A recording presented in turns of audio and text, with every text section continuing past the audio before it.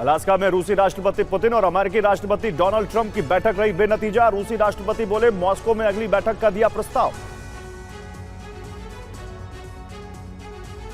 अमेरिकी राष्ट्रपति Donald Trump और रूसी राष्ट्रपति पुतिन ने बंद कमरे में की बैठक। 3 घंटे चली मीटिंग के बाद सिर्फ 12 मिनट में प्रेस कॉन्फ्रेंस खत्म। प्रेस कॉन्फ्रेंस में भी कोई बड़ी बात सामने नहीं आई। ट्रंप से वार्ता के बाद पुतिन का बयान, यूक्रेन जंग की वजह को खत्म करना जरूरी। पुतिन ने ट्रंप की पहल की तारीफ की, कहा हम चाहते हैं दोनों देशों के बीच मित्रता बढ़े, लेकिन ऐसा होता दिख नहीं रहा है। पुतिन ने जंग के लिए यूक्रेन को ठहराया जिम्मेदार, कहा रूस की सुरक्षा हमारे लिए सर्वोपरि है और हमारी प्राथमिकता है। पुतिन ने यूक्रेनी और यूरोपीय नेताओं से की अपील, बातचीत में कोई बाधा खड़ी ना करें, साजिश बातचीत को प्रभावित कर सकती है। बैठक के बाद ट्रंप का बड़ा बयान, कुछ बड़े मुद्दों पर नहीं बनी सहमति, पुतिन से बातचीत मुश्किल रही। बैठक में दोनों देशों के विदेश मंत्री और रक्षा मंत्री शामिल हुए। रूस की ओर से लावरोव और उशाकोव तो अमेरिका की ओर से रूबियो और विटकॉफ मौजूद रहे। 6 साल बाद अमेरिका और रूस के राष्ट्रपति के बीच सीधी मुलाकात हुई। अलास्का के एंकरेज में हुई ट्रंप और पुतिन की बातचीत। बैठक के बाद ट्रंप ने ज़ेलेंस्की से कहा रूस के साथ डील करो। ट्रंप ने कहा रूस बड़ी शक्ति यूक्रेन में।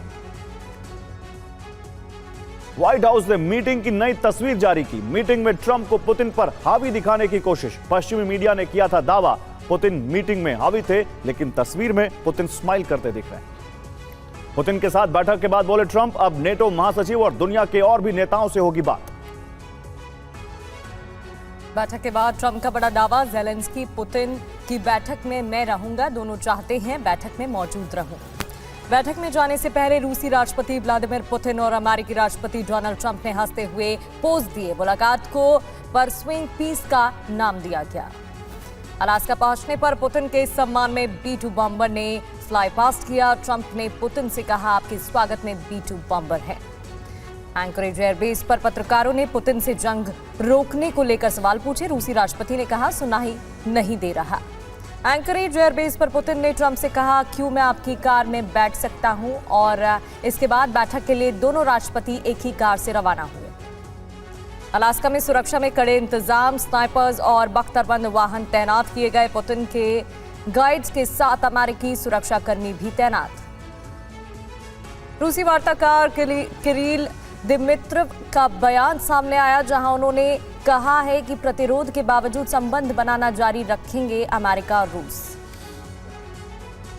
ट्रंप पुतिन की बैठक खत्म होते ही यूक्रेन में बजने लगे हवाई हमले के सायरन। खार्किव और आसपास के इलाकों में रूस ने हमले किए।